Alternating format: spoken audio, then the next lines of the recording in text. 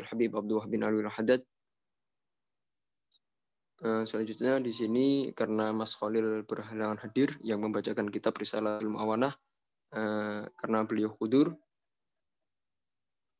Sementara ini yaitu kita membahas tentang bagaimana di dalam kitab Risalatul Mu'awanah ini salah satu karya dari Imam Al-Habib Abdullah bin Alwi Al-Haddad menerangkan bagaimana belajar ilmu-ilmu yang bermanfaat. Jadi di sini Al-Habib Abdullah bin Alwi Al-Haddad salah satunya memberikan pengetahuan kepada kita agar ilmu yang bermanfaat itu menjadi wirid. Karena dengan kita mengetahui zat Allah, sifatnya, tindakannya, dan nikmatnya, mengetahui tata cara untuk taat kepadanya, mencegah segala kemaksiatan, menuntut pada sifat yang zuhud terhadap kemewahan dan selalu cinta pada akhirat. Dan juga mengetahui bagaimana aibmu dan bahaya yang ditimbulkan oleh pekerjaanmu sendiri. Jadi kita di sini Al-Habib Abdullah bin Alwi Al-Haddad menginginkan semakin tinggi ilmu kita, yaitu semakin kita selalu taat kepada Allah Subhanahu wa taala. Semakin banyak ilmu yang kita peroleh, menjadikan ilmu itu menjadi salah satu cara untuk kita semakin taat kepada Allah Subhanahu wa taala. Bukan tambah menjadikan ilmu banyak, tapi semakin jauh pada Allah. Dan selalu bersifat zuhud. Artinya di sini arti dari zuhud tersendiri itu yaitu melepaskan hatinya dari dunia. Bukan berarti orang yang zuhud itu tidak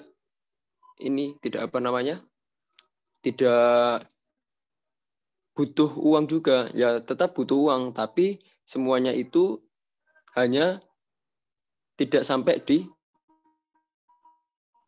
di dalam hatinya. Karena dulu ada cerita yaitu Imam As-Sadili ya. Imam As-Sadili dulu ketika bersama murid Imam As-Sadili dulu itu punya teman.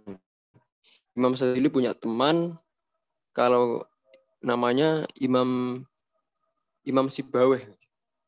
Nah, temannya ini, Imam Sibaweh ini, itu punya murid disuruh untuk sowan kepada Abu Hasan As-Sadili. Ayo ke sana sowan ke Imam Hasan As-Sadili.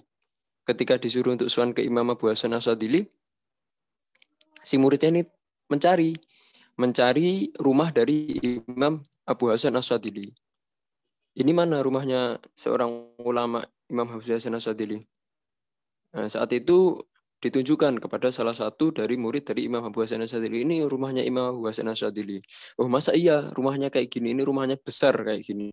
Megah kayak gini. Masa iya ini rumahnya? Wong guru saya aja rumahnya nggak kayak gini.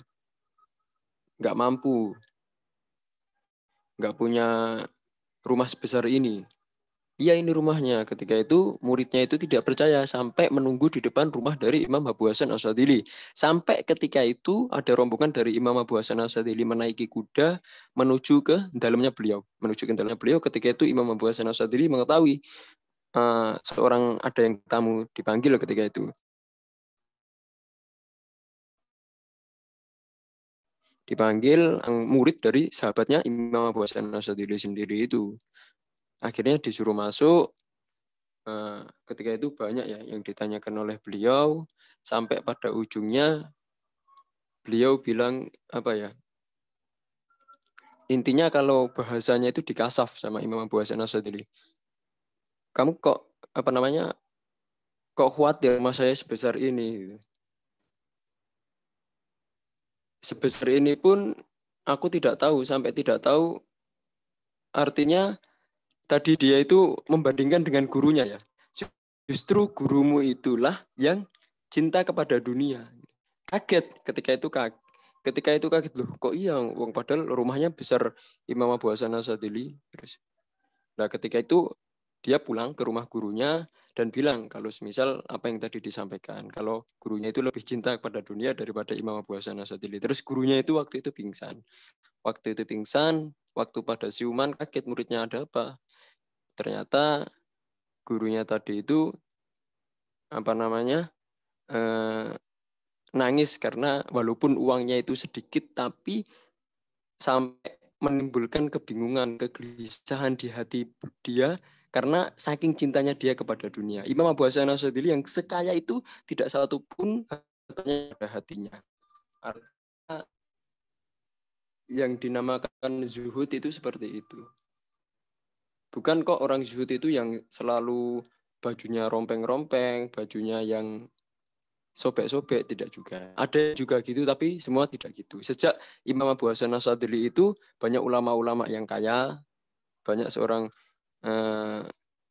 orang-orang soleh yang kaya, tapi kezuhudannya itu dari apa yang dilakukan oleh Imam Abu Hasan Asyadili. Jadi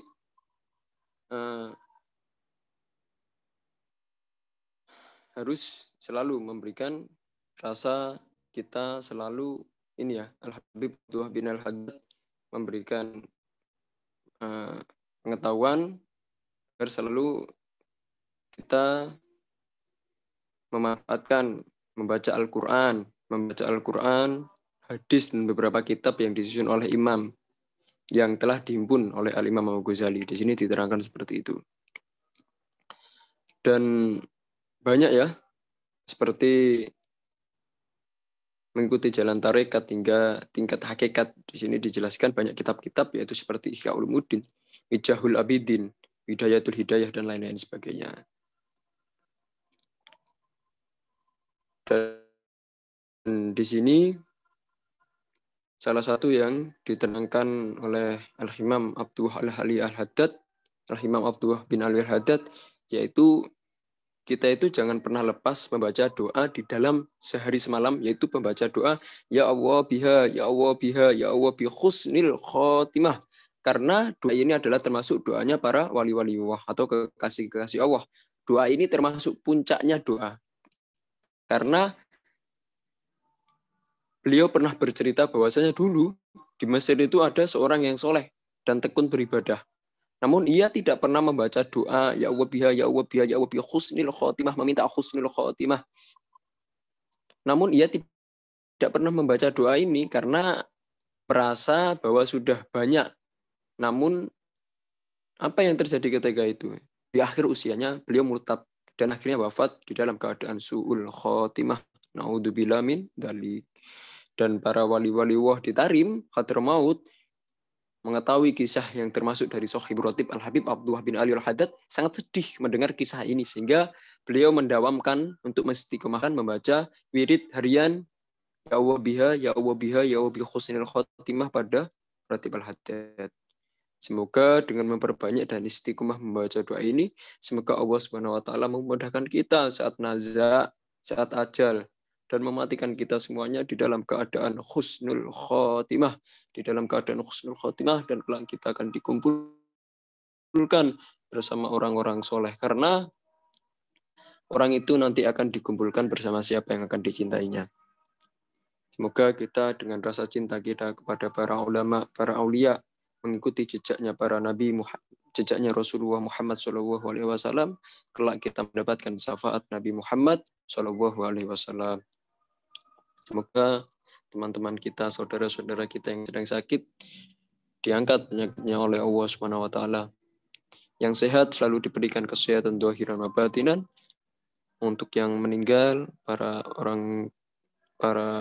leluhur kita, para teman-teman kita, dan para masyaikh, para guru-guru kita, semoga dimudahkan jalannya oleh Allah Subhanahu wa taala, dan kelak kita meninggal di dalam keadaan husnul khotimah dan dikumpulkan bersama beliau. Amin. Amin.